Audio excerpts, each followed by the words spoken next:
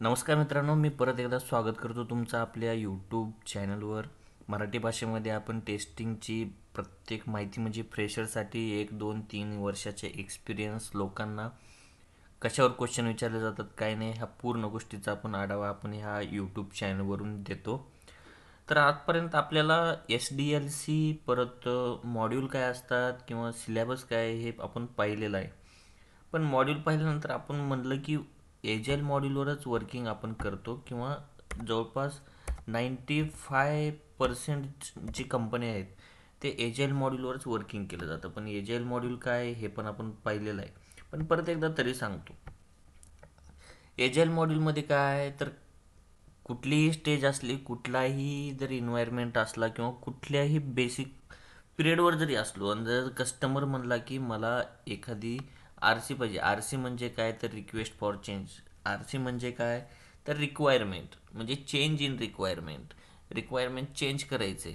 तर त्या टाईमाला ते पॉसिबल आहे ॲट एनी पॉईंटला. आणि तेच बाकीच्या मॉडेलमध्ये पॉसिबल आहे का नाही किंवा का नाही या गोष्टी आपण तिथे डिस्कस केलेल्या होत्या ऑलरेडी. म्हणजे RC कधी पण जरी आला एजाईल मॉडेलमध्ये कस्टमर घेऊन तर ते रिक्वायरमेंट ॲक्सेप्ट केलं जातं आणि त्याच्यावर वर्किंगही केलं जातं आणि ते ॲडही केलं जातं. म्हणजेच रिक्वायरमेंट चेंजेस फ्रिक्वेंटली आहेत. म्हणजे रिक्वायरमेंट फिक्स नसतात, कंटिन्युअसली चेंजेस होत राहतात. मग आपण काय म्हणलं, स्प्रिंट ड्युरेशन 2 वीक आहे. आणि 2 वीक का आहे याबद्दल पण आपण डिस्कस केलेलं आहे. का तर तिथं आपण मॉड्यूल बेसवर आपण तिथं रिलीज केलं जातं. म्हणजेच मॉड्यूल ड्रिव्हन मेथोडॉलॉजी आहे. एजाईल मॉड्यूल काय आहे तर मॉड्यूल ड्रिव्हन मेथोडॉलॉजी आहे.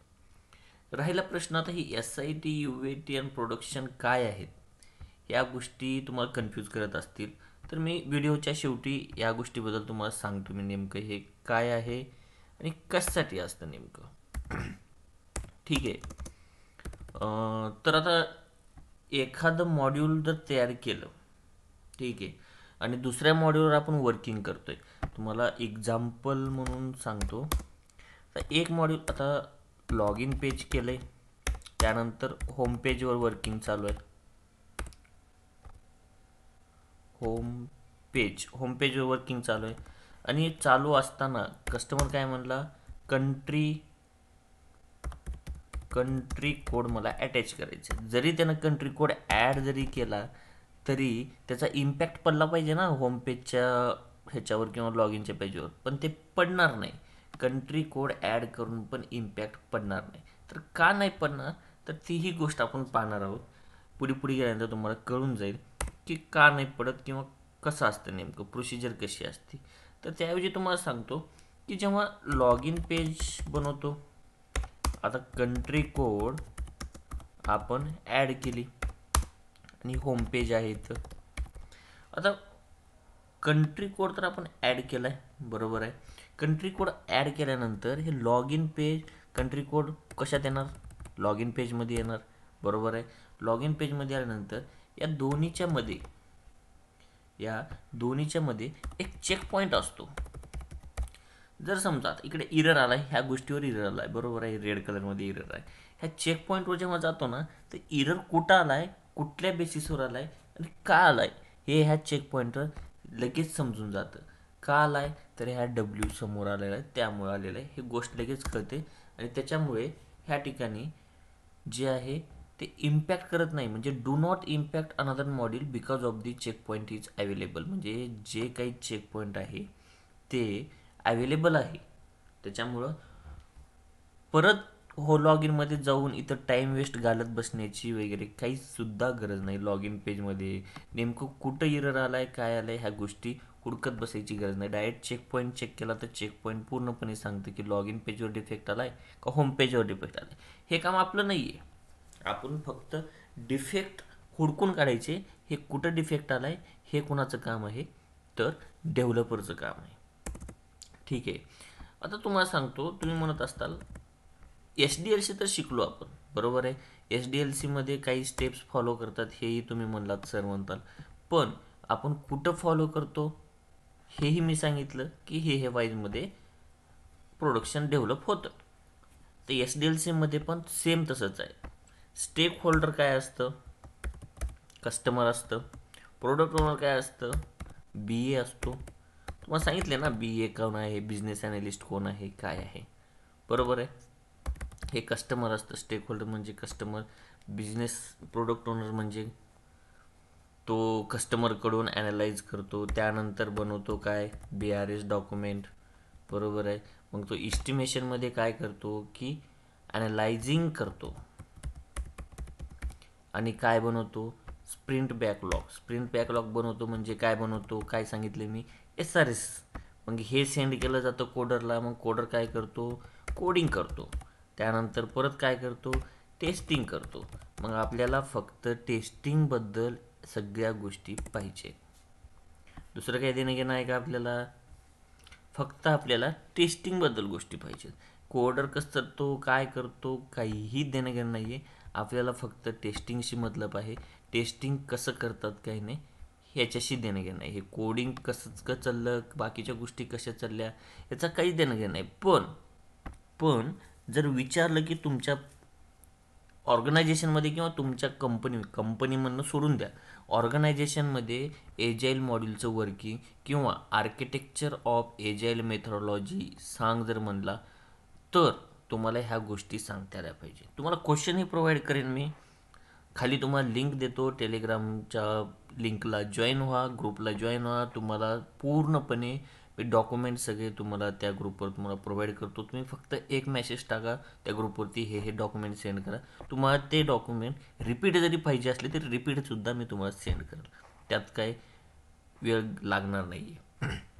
जर विचारलं आर्किटेक्चर ऑफ एजाईल मेथोडॉलॉजी सांग बाबा म्हणलं, तर stakeholder, product owner gather the all requirements from the stakeholder and then make the product backlog documents, then estimation has been analyzing the all documents and then generating sprint backlog and then send to the coder and coder also coding the programming, then testing process is you.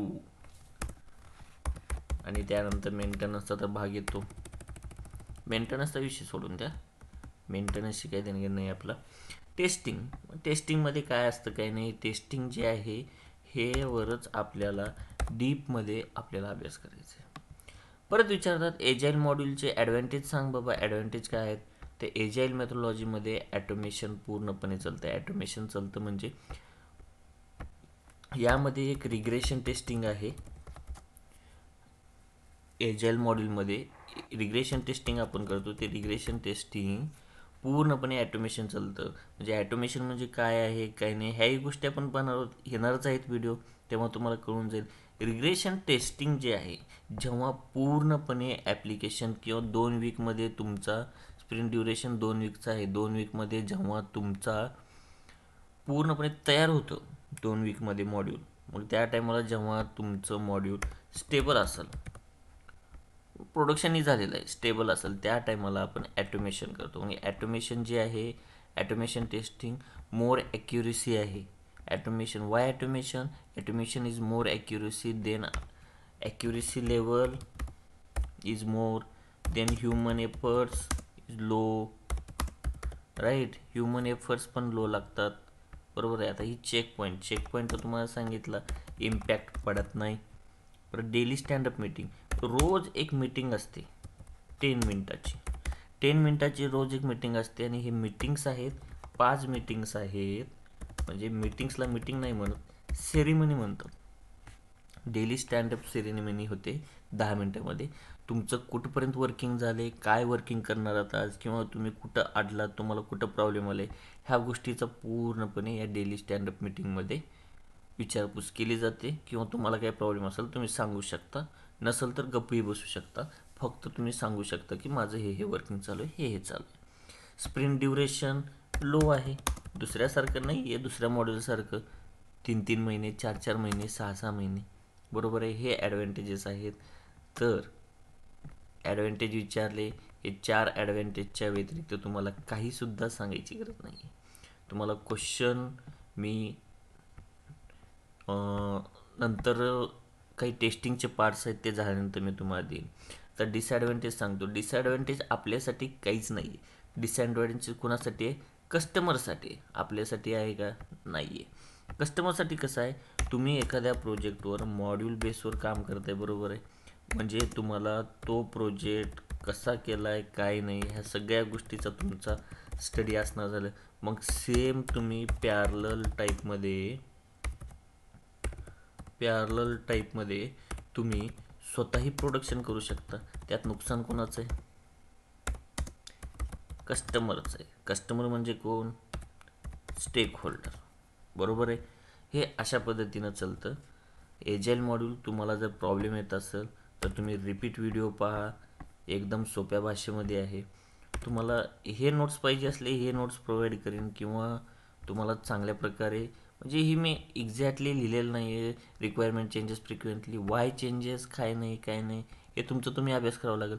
पण त्याऐवजी मी जर तुम्हाला notes provide केले, मग त्याऐवजी टेलिग्रामवर तुम्ही join व्हा. तुम्हाला मी नोट्स तिथे प्रोव्हाइड करेल.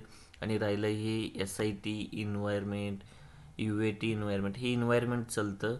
याच्यामध्ये तुम्हाला सांगायचं म्हणजे एक सांगतो की SIT म्हणजे आपण असतो, UATमध्ये कस्टमर आपण सगळे असतो, DITमध्ये डेव्हलपर असतं, प्रोडक्शनमध्ये प्रोडक्शन प्रोसेस चालते. ठीक आहे. हेच असतं इन्व्हायरमेंट. काय असतं काय नाही ह्याच्याबद्दल आपल्याला नेक्स्ट व्हिडिओमध्ये पाहणार आहोत. पण डीपमध्ये नाही अभ्यास करू शकणार. पण नेक्स्ट व्हिडिओमध्ये नेमकं DIT काय आहे, SIT काय आहे, UAT काय. ॲज अ टेस्टर तुम्हाला फक्त एवढ्याच गोष्टी सांगितल्यात तरी पुढचा इंटरव्ह्यू सॅटिस्फाय होणार आहे. तर अशाच व्हिडिओला पाहण्यासाठी चॅनलला सबस्क्राईब करा. आणि नेक्स्ट व्हिडिओ लवकर येईल. त्यानुसार तुम्हाला काही प्रॉब्लेम असेल तुम्ही मला कमेंट करू शकता. नाहीतर तुम्ही टेलिग्राम ग्रुपला जॉईन व्हा. तुम्हाला तिथं नोट्सही प्रोव्हाइड केले जातील आणि तुम्हाला काही प्रॉब्लेम असतील तर तुम्ही तिथंही शेअर करू शकता. चलो ठीक आहे. थँक्यू. व्हिडिओला लाईक करा, जेणेकरून लाईक केल्यानं व्हिडिओचा जी ग्रोथ आहे ते लवकर होतं आणि जास्त लोकांपर्यंत पोहोचलं जातं. सो व्हिडिओला पण लाईक करा, सेव्ह करून ठेवा आणि परत परत व्हिडिओ पहा, जेणेकरून तुम्हाला मुप्पाट होऊन जाईल आणि नेमकं काय असतं एजाईल मॉड्यूल हे पण तुम्हाला कळून जाईल. Thank you very much.